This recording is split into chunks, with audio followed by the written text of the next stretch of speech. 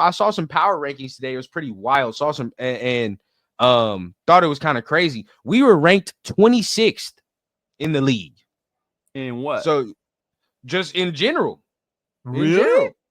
26th? NFL power rank 26th. That's wild. To be 2-10 and to be ranked 26th?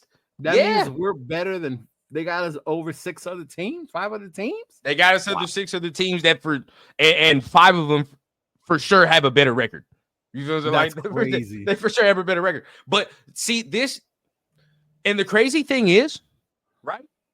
I kind of agree. I kind of agree, bro. Like I'm not gonna sit there and say like, oh yeah, but you can pick and choose, bro, on a lot of teams, and you say I wouldn't want to watch their film. You know what I mean? Like I wouldn't want to like think about this. The Giants, they're terrible, right? They're terrible. I don't want to watch that film. They're bad. I don't want to watch that film. To be honest with you, I don't want to watch the Jets film. Shit's atrocious, bro. I don't want to watch that. Oh, the Jets are freaking horrible, bro. That's nasty film, bro. I don't. You feel what I'm saying? Then you go over Jaguars.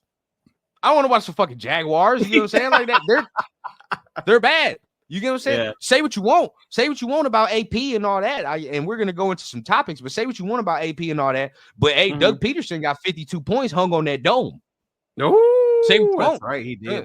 He did. He got 52 points hung on that dome. If I'm not mistaken, Tennessee is garbage to me. They're garbage, bro. They're trash, and they have pieces, right? They have pieces. You would say, okay, we can move forward. They just drafted defense over there in Tennessee. That Vrabel. They just drafted a quarterback. You feel what I'm saying? So it's like, all right, we got. They were just down 28-0 in the first quarter.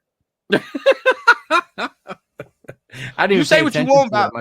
Hey, bro, you say what you want about AP, but there are times I've looked around the league, and there are times I'll sit there and say there are teams that. Even though we're 2-10, there are teams that look worse than us. I'll tell you that now. You said the Jets, so they had the Jets lower than us. I didn't see the exact ranking, but this is my opinion. That's in my opinion. I get you. I mean, they could be ranked higher, but if they were, they'd be like 20 something. They ain't gonna be ranked too much higher. How though? They're just their defense ain't what it used to be. They just got Yeah, Indianapolis just came back and won on them, bro. Yeah. So come on, bro. Like it's bad situations everywhere, bro. Like, yeah, we're in a bad situation, but I'm just like, come on now. We all watch football, bro. You could just eye test it and look, and like some of these teams are worse. They and their effort is definitely worse. You know what I mean? It's not even close, in my opinion. These last 2 games, we had really good effort. I'll give them that. Yeah, bro, it's kind of crazy. Shout out Death Pile Picker in the building, man. What up, Death Pile? What's going on?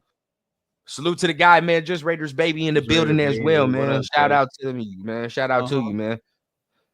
Just another DJ said it's crazy how bad other teams are compared to the 2-10 Raiders, which is true, bro. Like it's kind of wild, right? It's kind of wild. You look at the game we played against the Chiefs, right? Put the Giants in that scenario in Kansas City. They're getting their ass whooped. They're getting their ass handed to them. 10 out of 10, bro. 10 out of 10. They're getting their ass whooped. It's not even a game after the second quarter. If you want to say the Chiefs are giving them the game, then maybe towards the start of the third, the Chiefs start getting their shit together. But at the end of the day, bro, they're gonna whoop that ass. Dude, we put up the most yards passing against them, right? Yeah. Gain 100 yards rushing against them as a team. Mm-hmm. Right, and we sacked Mahomes 5 times?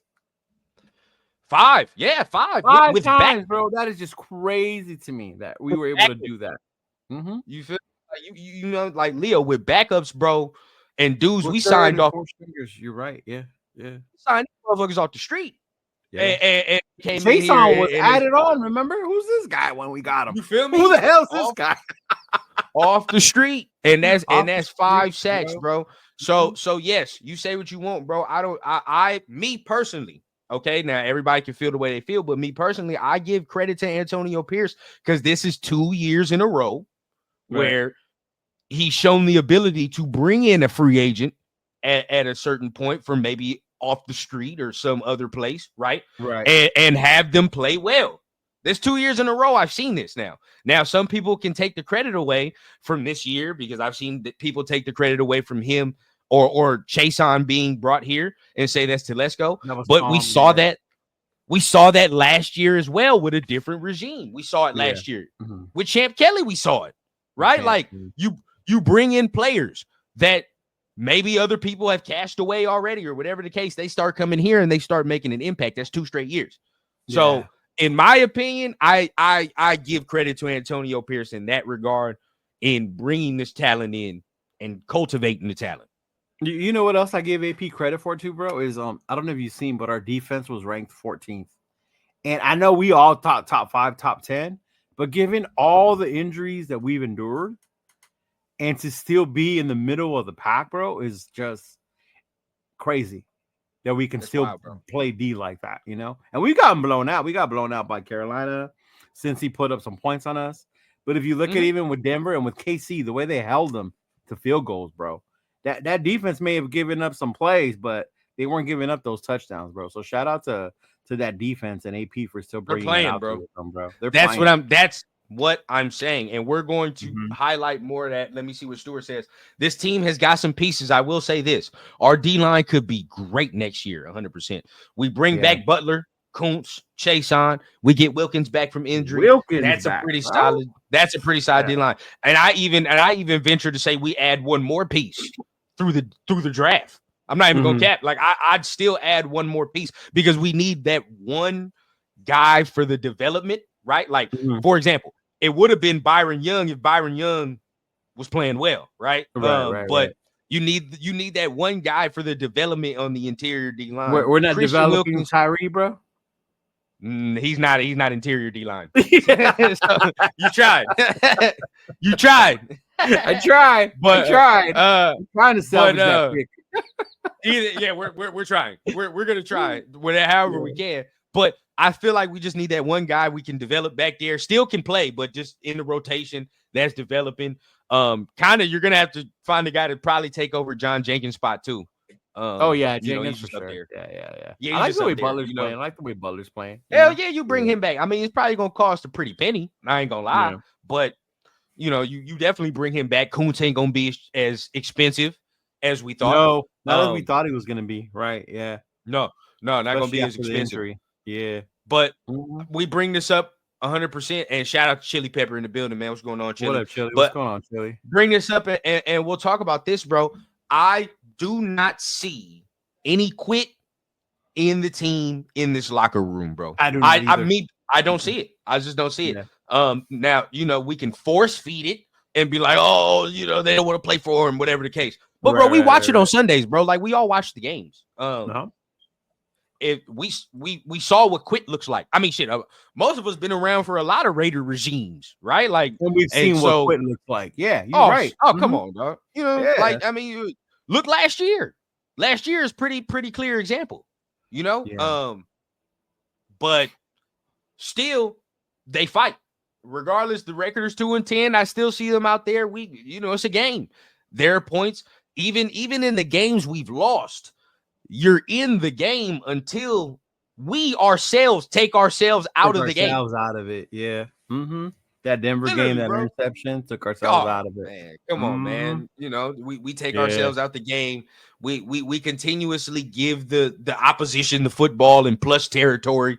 And our offense just isn't equipped to just come from behind 10 points like that. Now, we did that in 2 games this year for real, right? And that's Baltimore we won, and we almost won yesterday. Or on Friday.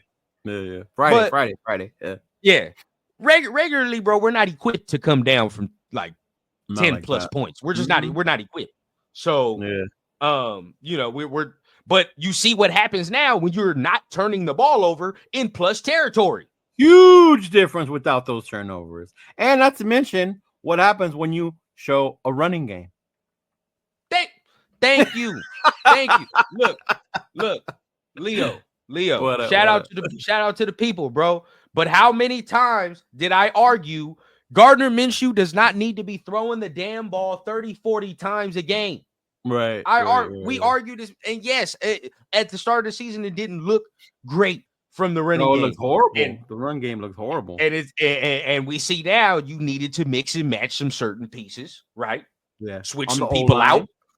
Yeah. Now, because realistically, bro, like, yeah, the scheme is a little different. They tweaked it a little bit for the people that are in there. But, you know, we really had to change who the personnel was, honestly, in my opinion. Definitely. To start looking at. Yeah, we did. Meredith came off the practice squad, right? Jackson Powers Johnson overtook Andre James. I'm so glad that's gonna be permanent, bro. That makes me so happy. Another point I'll make real quick about Antonio Pierce. Well, maybe not, but real quick, Leo, in your let's say football experience, right? Who makes the decisions on a football team? Who makes the decisions on who starts and who does not start? On who starts and who does not start? Oh yeah, man. Who typically makes the decisions on a football team? Typically, I'm gonna say the head coach does. You know, I say the head coach decides who's gonna play, who's not gonna play. Exactly. Right, like who's playing, who's not playing, who's starting, whatever the case. Like the position coaches can come up and say, we think this is it. Yeah, they can recommend to the coach, like, hey, so-and-so's doing this, maybe we can switch this up. But ultimately, it's on the head coach. Yeah, ultimately, bro, in my experience, a head coach is going to have the final say of, okay, I want this dude to start. I don't want this dude to play no more. This again, my opinion. I give credit to Antonio Pierce at times for making these certain decisions. Now, the only decision that I will continuously say he fucked up on was you should have started Aiden from the jump.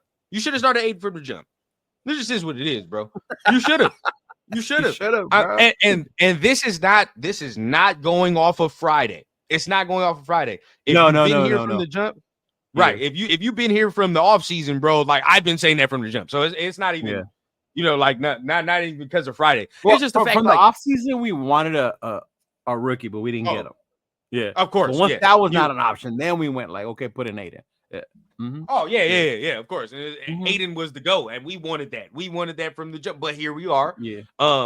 That was his major decision that I think he should have. That was the only one to me where I'm like, yeah, bro, you fucked up on that one. That one, yeah.